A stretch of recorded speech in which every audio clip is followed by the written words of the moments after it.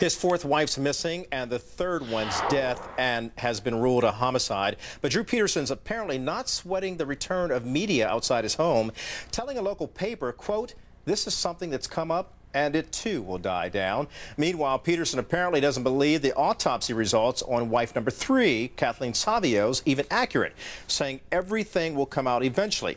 Peterson has not been named a suspect in her death.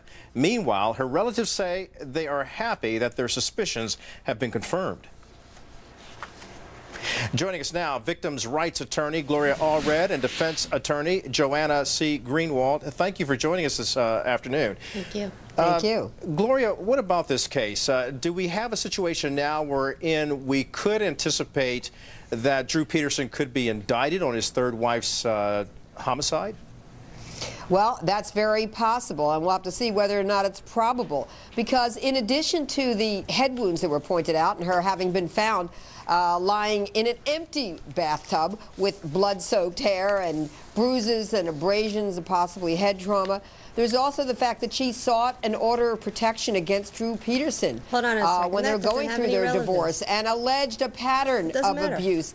And the fact that there wasn't yet a divorce settlement and he ended up inheriting all of the property. That's possible economic motive. So, yes, there is a possibility of But, Joanna, you basically say that that isn't the case, that it doesn't matter. Why? It does, one, because it'd be highly prejudicial if you just said that someone has an order of protection. It was 2 years ago, number one, at the time of when she died. Additionally, if you're looking at the order of protection issue and that she was seeking a divorce, that alone, you could say it's a motive, but that doesn't alone establish a case. They don't have any direct proof that he himself committed, if there was a crime committed, that he himself did it. So, Gloria, what about the fact that there's no proof out there, no direct proof that he's involved? There's certainly a great cloud of suspicion around him concerning Kathleen Savio and even the disappearance of his fourth wife, Stacy. So what should police do, in your opinion?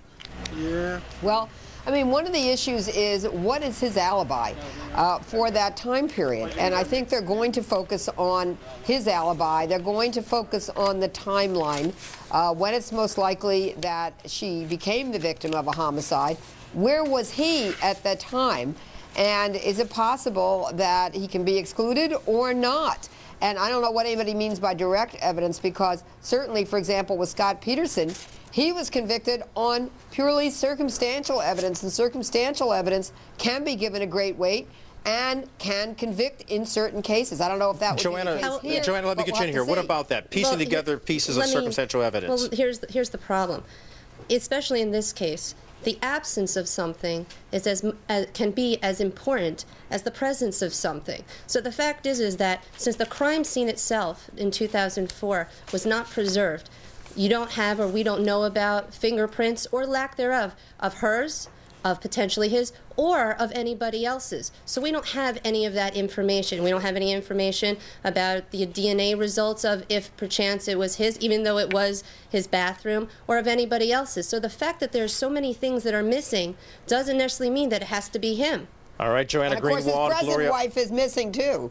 His present wife is missing. But you know you can't introduce that anyway, not in this case. Ladies, it's obvious a case, Gloria Allred, Joanna Greenwald, it's obvious a case that we're going to be discussing for some time until some type of action is taken towards Drew Peterson, or if anything is dropped at all. But he still remains a cloud of suspicion pertaining to the disappearance of his fourth wife, Stacy Peterson. Thank you both for joining us this afternoon. Thank you so much. Thank you.